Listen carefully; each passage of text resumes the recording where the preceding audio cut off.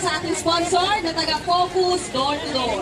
At ngayon naman, makikita natin at matutunghayan ang isang nanay. Ang kanyang pagbabalik. Bigyan natin ng masigabong palakpakan. Yes. Magbibigay sila ng isang iskit mula sa Likha Filipino Migrant Cultural Organization, Ang APA PSU at Migrante Tamar. Ayan, bigyan natin sila ng masigabong palakpakan.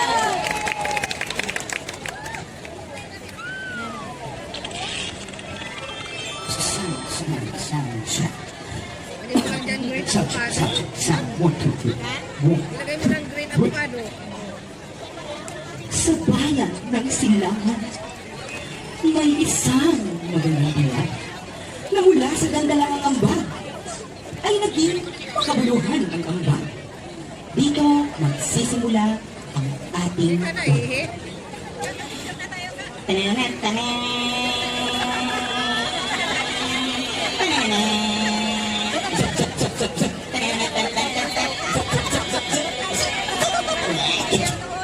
Inihandog ng Teatro Migrante Hong Kong ang pakikipagsapalaran sa buhay ng ating bida.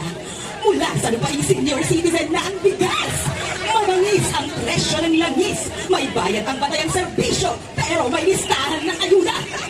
Pagkahirap kulong, pero ligtas ang mga kurap. Ipinakikilala, the one and only Maria Magtanggol. Vlog!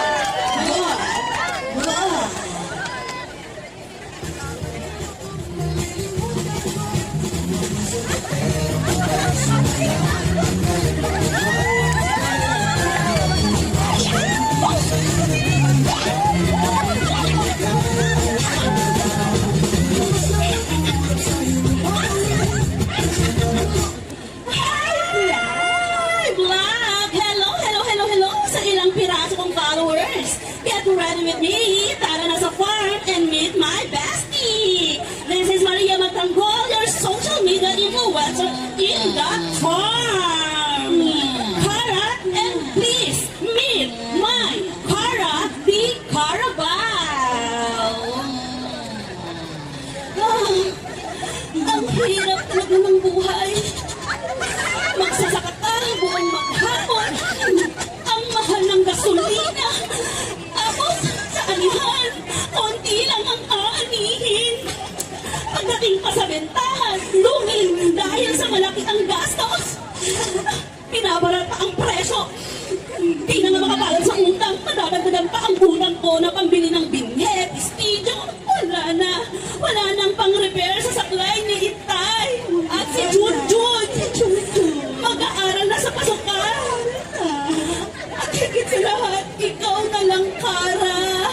Ang pang-asa ko sa buhay. Kaya lang, Cara, namamayat ka na rin. Dahil kahit ang damo na kinakain mo ay tuyot na rin at wala ng sustansya.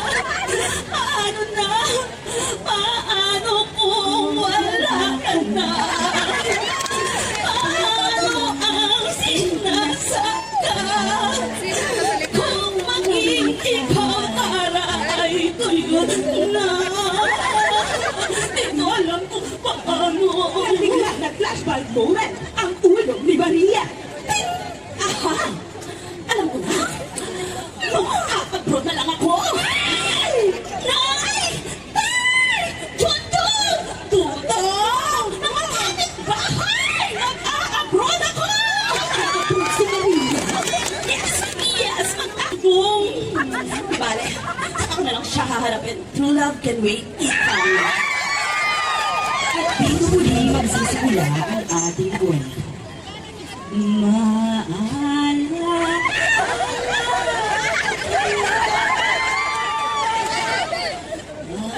Sumbangot sa akin.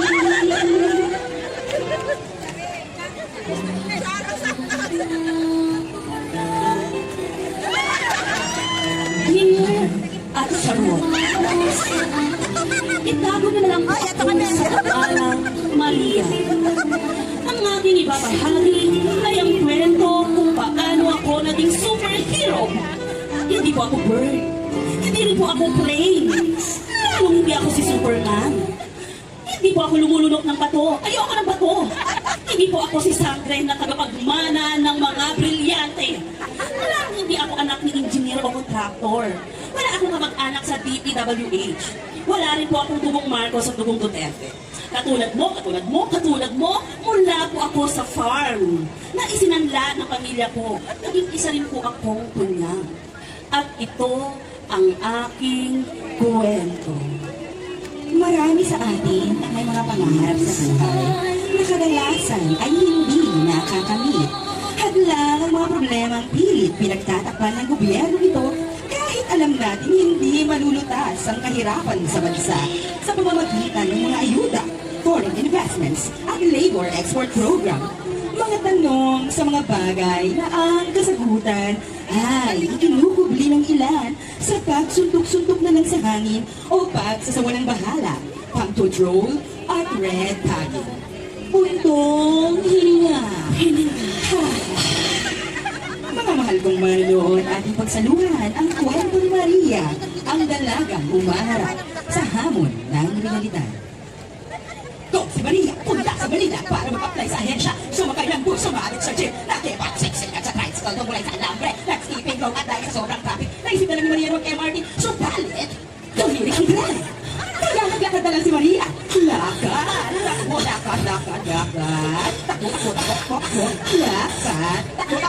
ang buwan at ibida para marating ang mukhang pera bayad mula bagong Fly Recruitment Agency.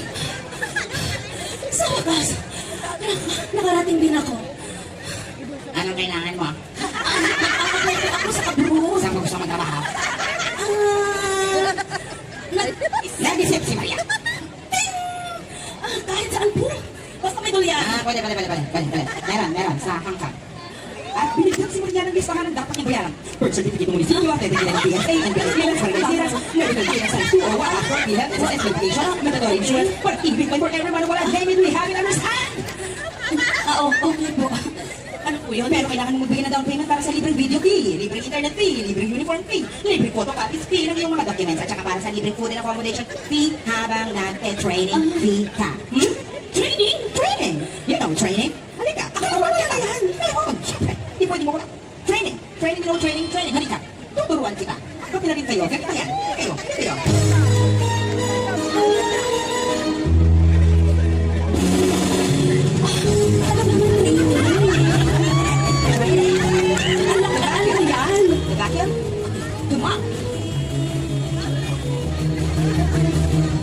Pagpirma mo pa lang, bibigay na ang bala. Kasama ko yan, hindi lang video fee. Training mo'y diretso at makailangan. Sa tutulinis mo, ika'y tuturuan. Pusot ng labada, magbakyo ka ng sandali. Isang punas mo lang, makintang na uli. Kaya training fee, bayaran na ngayon pa lang. Kanina pinagpapahingahan hanggat may mga migrante na walang sapat na espasyo sa kanilang tinutuluyan at hanggat may mga migrante na inaabuso, pinapalayas at tineterminate ang kanilang mga kontrata, patuloy po tayong lalaban. Kaya po, pinabati po namin ang Unifil Migrante Hong Kong sa kanilang anibersaryo at mabuhay ang manggagawang Pilipino, mabuhay ang migrante, lahat ng migrante dito sa Hong Kong, mabuhay ang lahat ng migranteng nanay. Maraming salamat po.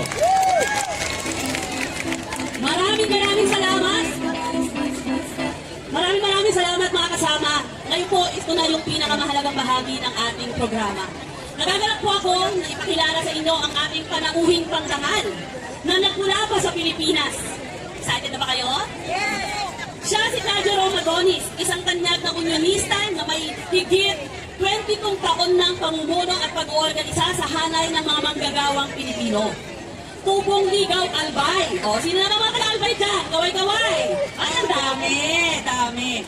So, 16 taon na rin po siyang, 16 taong gulang lamang siya nung siya ay magsimula na magtrabaho bilang construction at kalagunay sa paggawaan ng karton. So, bilang manggagawa, naranasan ni Jerome ang tindi ng epekto ng pambabarat sa sahod ng kanyang pinapasukang pabrika.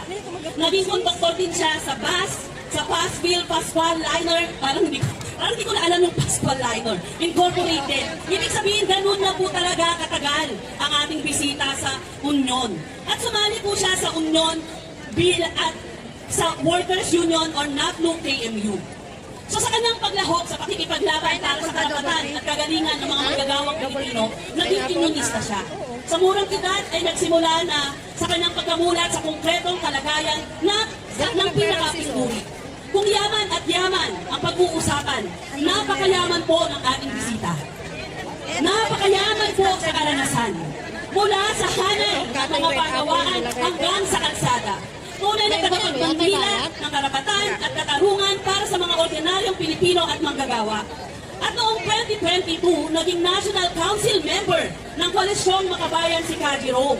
At siya rin ang isa sa makabayang kandidato na kumatawan sa mga manggagawa. O 2022, ang makakahula kung anong number ni Ka Jerome nung siya ay tumakbong makabayang kandidato noong 2022, may prize kay Ate Dulo. Anong number ni Ka Jerome? May naririnig ako dito. Yes, ang number ni Ka Jerome ay number 2. Ngunit alam naman natin na sa hanay ng mga manggagawa, siya ang number 1. Kaya naman noong 2025, siya ang nahalal na bilang pinakabagong tagapangulo ng Kinusang Mayo 1. Gusto natin makakwentuhan si Ka Jerome. Tayo bilang migranteng manggagawa dito sa Hong Kong ay hindi kinikilala bilang manggagawa. Ang tingin nga sa atin at turing sa atin ay alipin. Hindi rin naman ito nalalayo sa kalagayan ng mga manggagawa sa sarili nating bansa. At gusto nating maunawaan, gusto nating humalaw ng inspirasyon mula sa isang batikang unionista. Kaya huwag na nating patagalin pa, ikinararangal kong ipakilala ang panauhing pangdangal sa ika-41 taong anibersaryo ng United Filipinos in Hong Kong. Narito ang National Council member ng Koalisyong Makabayan, Jerome Adonis. Salamat po! Grabe yung pakilala, baka hindi ko ma-meet yung expectation. Kamusta ang mga kapatid nating OFW? Parang lobat. Feel na feel nyo ba yung mga performance? Yes! Yan, feel na feel nyo po. Sige nga. Dito natin tignan kung talagang gising pa ang lahat. Trabaho sa Pinas! Hindi sa labas! Medyo malakas. Subukan nga natin sa kabila. Sige nga. Trabaho sa Pinas!